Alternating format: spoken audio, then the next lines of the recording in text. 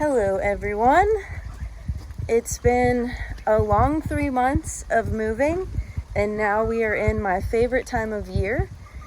And I'm not gonna lie, some days it's a huge bummer to be working so hard at creating a comfortable home base, but other days like today it feels like a pleasure, and so I thought I would share a little bit of that.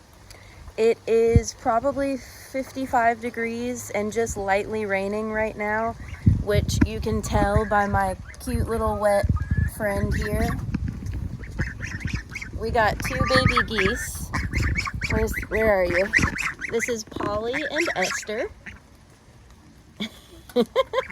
Everything that people tell you about geese is 100% true. Very loud, very territorial, very protective, very cute. We got them because ever since moving out here, we have lost a few birds to predators. They have all gone missing during the day, so we're assuming hawk or owl. We have quite a few trees around here. Here's where everybody likes to hang out, as you can see. And we have tons of hawks and owls. We hear them all the time, so I would not at all be surprised if that's what was getting them. The first 3, which we've been here 3 months, we lost 1 each month. The first 3 went totally missing. Not a feather in sight, nothing was found. And then we lost the 4th one 2 weeks ago. We found it underneath their coop here, missing its head. And an owl or a hawk could do that, but they're more likely to eat the meat. As much as the geese protect the chickens, they also torment them and chase them around. It's more likely that they'll eat the meat and not rip the head off. So what we're thinking happened to that one was a raccoon, or because it was during the day, it's more likely that it was a weasel, which I actually didn't know we had weasels in Tennessee. But apparently they attack during the day and they rip the heads off and drink the blood. Just your everyday vampire weasel. So, I'm just going to show you all around. So first off is our coop and our run. This is a really, really nice situation that our friend Nick built for us. We really mostly built it at the time for the goats. The goats are at a neighbor's house in Jolton. Things were just way too crazy with working on the house, and the goats require a lot more attention than chickens. So we thought, let's let someone who will give them a lot more attention take them for a little while until we're done with all this crazy amount of housework. The people that have them are amazing. They have like a connecting to nature situation on their property where they bring inner city children out to go on a camping trip and stay in their off-grid cabins or tents and play with animals. So they really like to keep very children-friendly animals, which is exactly what all of ours are. Be it bird, goat, dog, everybody loves people here, especially children. So because of that, this coop is rather large, the run, my apologies, is rather large, which is super nice because when we are, less preoccupied with housework, there's quite a few things that we could do in here. So here's the run. It's about 14 by 14 by 14 by 14, which is really nice. I think people would just call that 14 by 14. It's got this little red coop in here. I guess it's actually a rather large coop. This one is our brooder for babies. We're actually going to get some more babies today. I told myself I wasn't going to get any more until spring, but this is a breed that I've been wanting for a long time that I've had a rather hard time finding, called Seabrights. And Seabrights are, I think they're considered bantams. They have the same look as Saramas, which most of you probably know is our absolute favorite breed. Prized, I won't call them possessions, prized friends. We adore them. They're very special little chickens. They're the smallest chickens in the world. They're incredibly friendly and very smart. That's what separates them from the average chicken breed more in my book. And Seabrights are very similar. They have the same body shape. and the same eyes that you just feel like are looking at you and talking to you, and they're just freaking beautiful. So let me show you our setup here. This is the coop. Oh, one of the geese can't find its way back inside. Olin, go lay down. Olin would never hurt them, but he does terrify the crap out of them. Olin, go lay down. Go on. Go, go, go, go, go. They're so cute. And they just talk all day. They're kind of camouflaged. Okay, so back to the tour. So we've got our coop here. The geese are in this right now, but that's just because they're still babies. They're still integrating. Olin, back off. They will eventually probably sleep outside of the coop is what I've heard, but they're welcome to sleep in the coop. Right now we just have this little thing for them to swim in because I don't want them to drown. But with all this area that we have in the run, we definitely have everything to make a little pond for them, which we'll be doing probably this month, but keeping it covered until next month, just because next month it'll be way too cold to do stuff like that. So let's take a peek inside of the coop. Because it's raining, I've got the door kind of tilted for them, but normally it's wide open. Here they come. They haven't figured out the fence though, so they just sit there and scream until I go and get them. Okay, so here's the coop. This is rather nice. It's just a way to keep them and the goats out of the feed. We keep our feed in these airtight locking lid thingies. We do have one 5-gallon bucket that we keep their treats, their snacks in, just for easy access since we're grabbing those all the time. Our hay is up here. These hay bales our chickens like sleep and poop all over, so they're not really usable for goat feed anymore, but that's okay because times like right now, you really need to sprinkle them for some dry ground. Back off, back off. They have this really nice perching situation, just a bunch of branches. And even though they have like 8 branches here, they all just pile up on this top one or in these little rafters. Nesting box that they never use. Maybe they will in the spring. They all started molting pretty much as soon as we moved in, so we have not been getting eggs except for one hen, our Sarama mama, Ramuna, our first Sarama. She has lasted us through lots of stuff, and she lays an egg every single day. In fact, we could probably go find one right now, although I just let them out, so it might be a little too soon.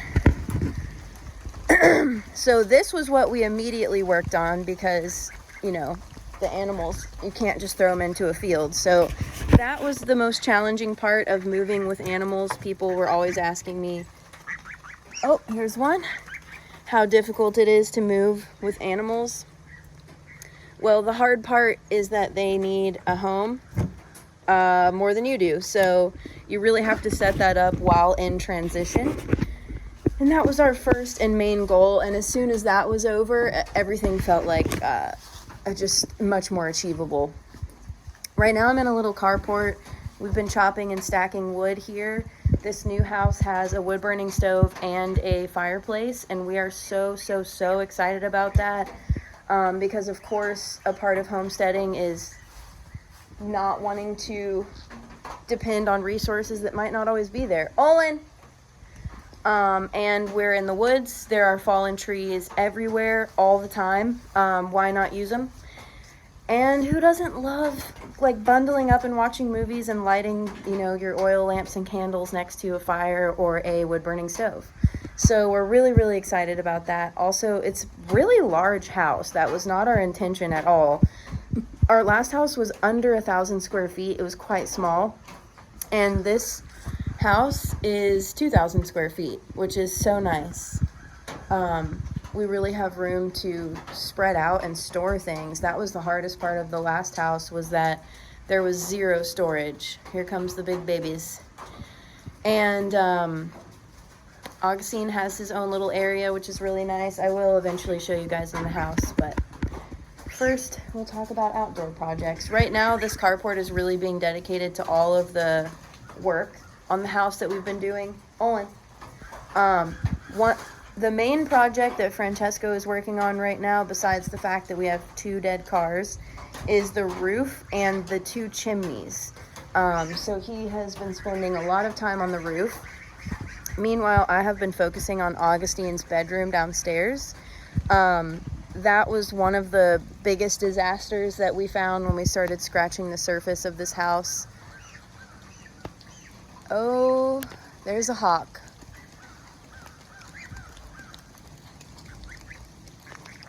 Well, at least I'm out here.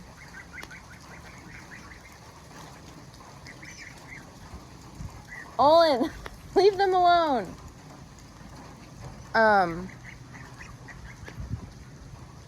Sorry, I'm trying to plan my move.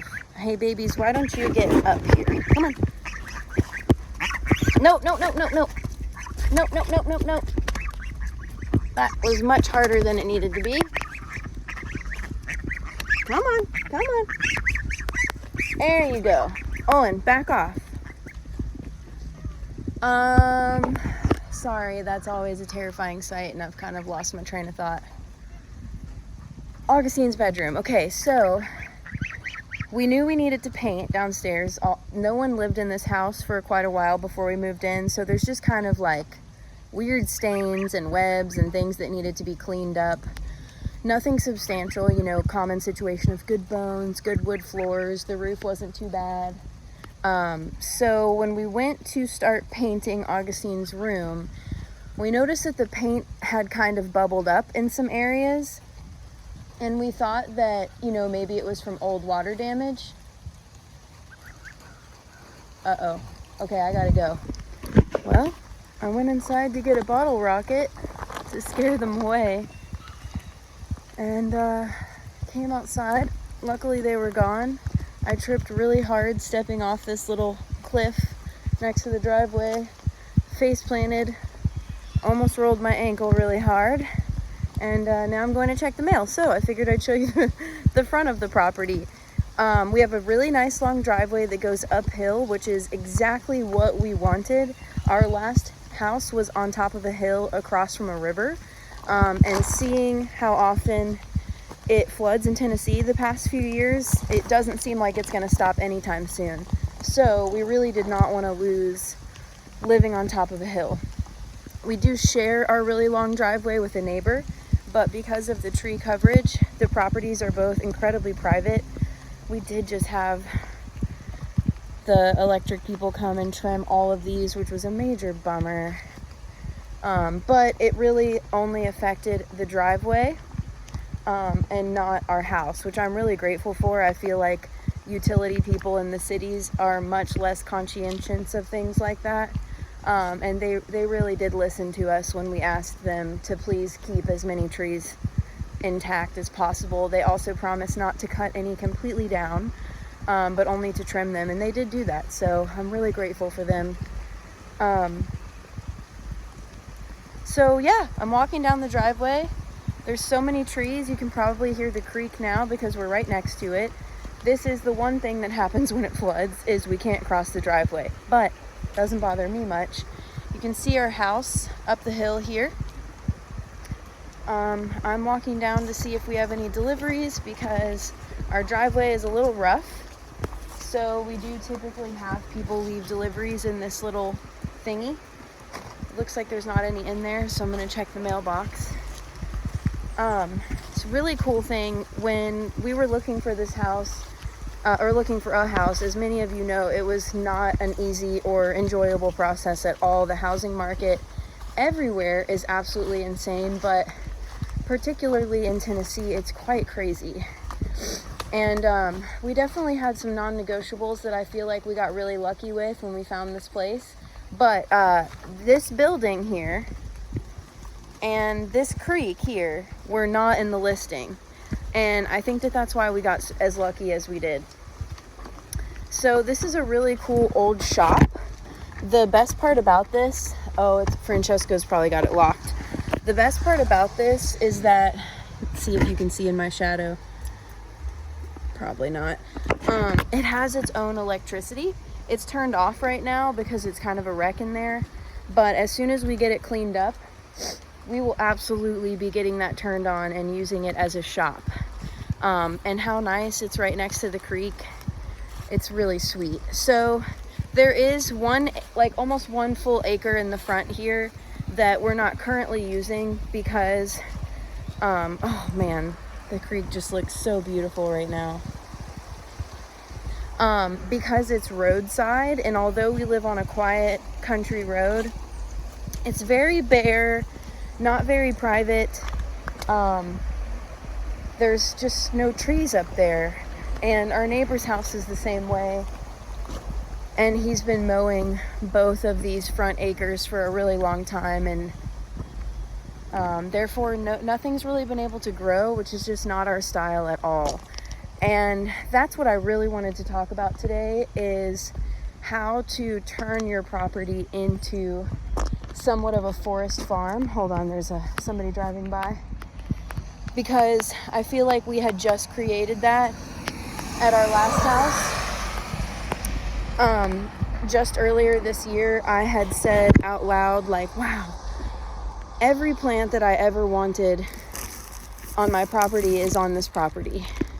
And another thing that we said out loud this year that was just kind of devastating when we lost the house was the boys had both commented on how huge the garden had gotten. They were like, did you do something to the garden this year? How is it so large? Look at all these colors. So magical. So we'd been there 5 years, and this year really felt like we were totally settled in. We had done all the homesteading projects that we wanted to do, and we had just gotten so content and comfortable, and then bam, we were uprooted and had to start all over. So as gorgeous as this property is, as much as we absolutely love it, it's pretty undiverse, if you will. It's got tons of trees, and quite opposite of our last house, they're all deciduous trees. Our last house was perfectly named Cedar Hill because there was nothing but cedars and pines and juniper. So it's been a bit of an adjustment, and that's kind of our plan with that front acre, is to plant cedars and pines, try to create some privacy. Oh, there's a Amazon truck, I think.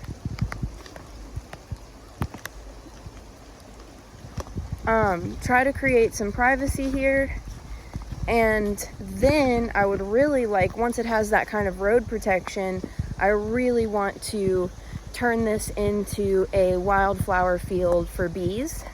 I do plan to have a couple garden beds up there because the sun coverage is so great. Hold on.